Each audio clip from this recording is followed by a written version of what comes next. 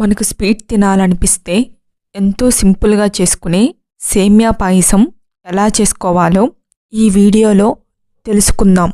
Hello friends, welcome to డిన్నీ రుచులు YouTube channel. Stove మీద గిన్నెలో నీళ్లు పెట్టుకోవాలి.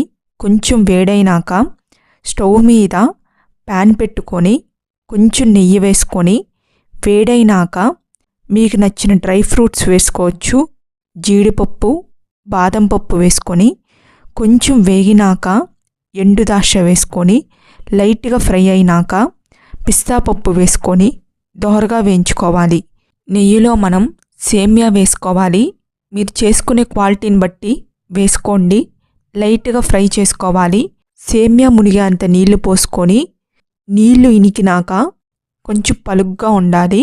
మా దగ్గర పాలు ఎక్కువ లేవు కాబట్టి ఫస్ట్ నీళ్ళతో ఉడికిస్తున్నాం. ఆ తర్వాత చిక్కటి పాలు వేసుకుంటున్నాం. మీ దగ్గర ఉంటే మొదటి నుంచే నీళ్ళ బదులు పాలే వేసుకొని ఉడికించవచ్చు.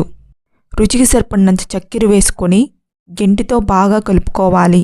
చక్కెర వేసుకొని ఉడకనీయకూడదు. చక్కెర కరగంగానే స్టవ్ ఆఫ్ చేసుకోవాలి. కొంచెం యాలక్కాయ పొడి వేసుకొని గెంటితో కలుపుకోవాలి.